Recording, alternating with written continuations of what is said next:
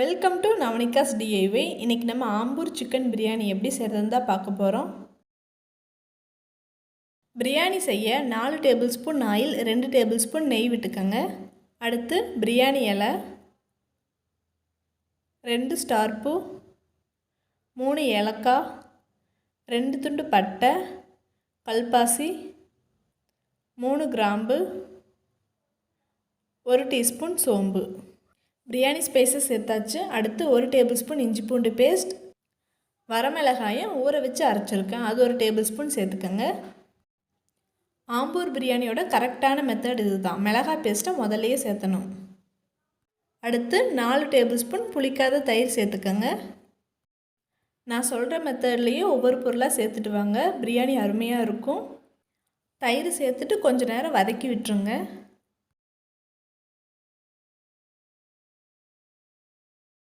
அடுத்து ஒரு பெரிய வெங்காயம் சேர்த்துக்கோங்க. அதோடவே பொடியாக கட் பண்ணி வச்சுருக்க நல்லா பழுத்த தக்காளி 2 சேர்த்துக்கோங்க. ஆம்பூர் பிரியாணிக்கு வெங்காயம் தக்காளி 2மே ஒன்றா தான் சேர்த்தணும்.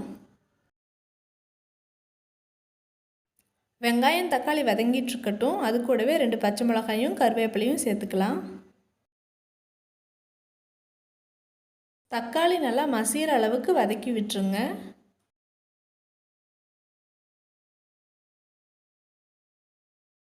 தக்காளி நல்லா சாஃப்டாக வதங்கிருச்சு.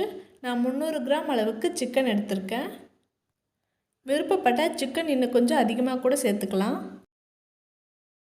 சிக்கன் சேர்த்ததுக்கப்புறம் மசாலாவோட பிடிக்கிற அளவுக்கு நல்லா மிக்ஸ் பண்ணி விட்டுருங்க.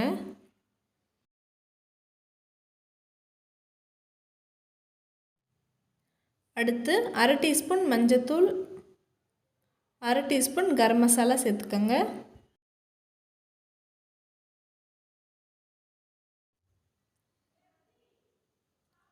அடுத்து 1/2 கட் அளவுக்கு கொத்தமல்லி புதினா 2 சேர்த்துக்கோங்க. கொத்தமல்லி புதினா அதிகமாக சேர்க்கும்போது டேஸ்ட் இன்னும் நல்லா தூக்கலாக இருக்கும்.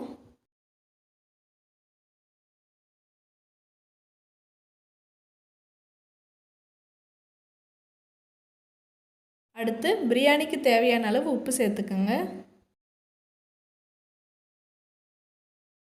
மசாலா பொருட்கள் எல்லாமே சேர்த்தாச்சு. இதை நல்லா மிக்ஸ் பண்ணி விட்டுட்டு 3லேருந்து 5 நிமிஷம் வேக விட்டுருங்க.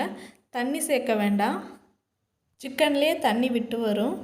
3 நிமிஷம் ஆயிடுச்சு. ஓப்பன் பண்ணி பார்க்கலாம். பாருங்கள், சிக்கன்லேயே லைட்டாக தண்ணி விட்டு வந்திருக்கு. 2 கப் சீரக சம்பா அரிசி 20 நிமிஷத்துக்கு முன்னாடியே ஊற வச்சுட்டேன். இப்போ அதை வடிகட்டிட்டு அரிசியை மட்டும் சேர்த்துக்கலாம். 1 கப் அரிசிக்கு 1.5 கப் தண்ணிங்கிற அளவில் 2 கப் அரிசிக்கு 3 கப் தண்ணி சேர்த்துக்கலாம். பிரியாணிக்கு எப்போவுமே தண்ணி கொஞ்சம் கம்மியாக வச்சா தான் நல்லா உதிரி உதிரியாக வரும். இப்போவே உப்பு செக் பண்ணிவிட்டு பத்தலைன்னா ஆட் பண்ணிக்கோங்க. உப்பு கொஞ்சம் உரப்பாக இருந்தால் தான் வெந்து வரும்போது இன்னும் நல்லா டேஸ்ட்டாக இருக்கும். இந்த மாதிரி கொதி வர ஸ்டேஜில் 1 டீஸ்பூன் பிரியாணி மசாலா சேர்த்துக்கோங்க. காரம் அதிகமாக இருக்குன்னு ஃபீல் பண்ணால் பிரியாணி மசாலா சேர்க்க வேண்டாம். அவ்வளோதான். இதை 10லேருந்து 15 நிமிஷம் மூடி போட்டு வேக விட்டுருங்க. 15 நிமிஷம் ஆயிடுச்சு. பாருங்கள், இந்த மாதிரி தண்ணியெல்லாம் ட்ரை ஆகி லைட்டாக தண்ணி இருக்கணும். அரிசியும் 80% வெந்திருக்கணும். இந்த ஸ்டேஜில் ஒரு இரும்பு கல்லை சூடு பண்ணிவிட்டு அது மேலே பிரியாணி பாத்திரத்தை வைக்கணும். டைட்டாக க்ளோஸ் பண்ணுறதுக்காக நான் ஃபாயில் பேப்பர் எடுத்திருக்கேன். அதை கவர் பண்ணிடலாம்.